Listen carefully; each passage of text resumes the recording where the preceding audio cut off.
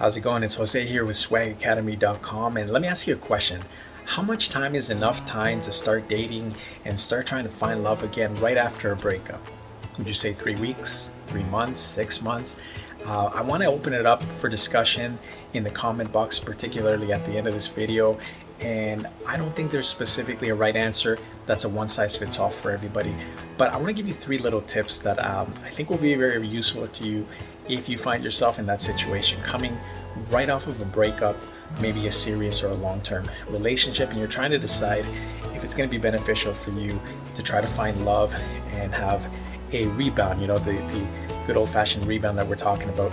So 3 little tips that I want to impart to you based on personal experience and a little bit of wisdom. Number one, I'd encourage you to do a little bit of research on infatuation and what exactly it means and what goes behind it. And I'm actually going to create a whole separate video just based on that in the next few days. So be on the lookout for that.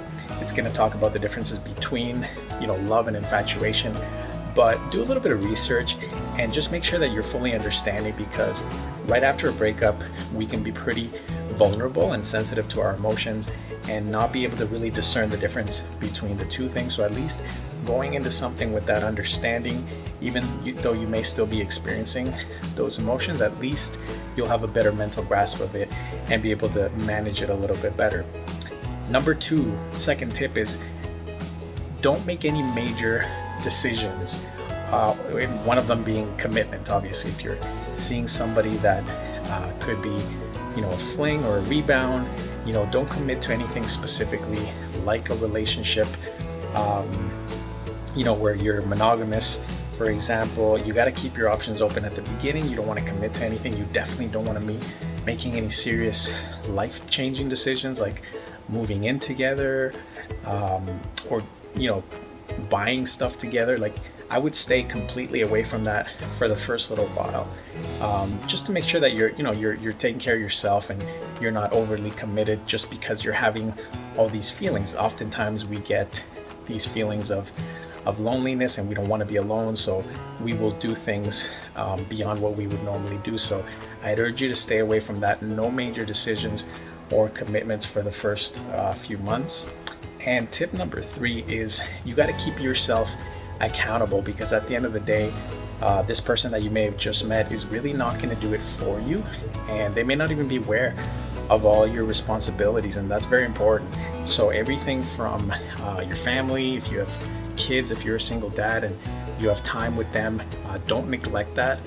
Don't neglect your responsibilities with work or anything else that might be important to you and to your progress and to your well-being. Don't let a person come in and take away where they're not going to be contributing to you in a positive way, but they're actually just going to be taking time and resources and energy away from you, and taking away from those other responsibilities that are very important. So those are my 3 tips. And just kind of in summary, what I want you to do is think of it as a general rule when you're trying to, when you're on the fence and thinking, I'm seeing someone, it feels like it could be a rebound, it feels like it just could be, I'm not sure if they have my best interest or not.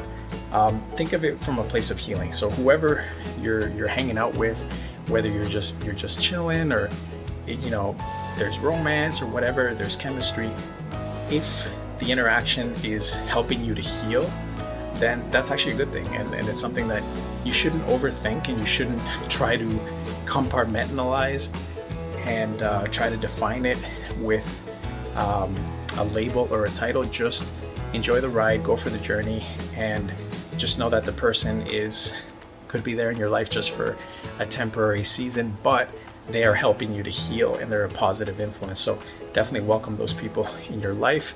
And but if they're doing the opposite and they're just bringing you more stress or anxiety or putting more pressure on you because you need to fulfill their needs, that could be a bit of a toxic situation. So think of it those 2 ways. You definitely want to stay away from things like one-night stands and stuff like that. This is just my personal advice.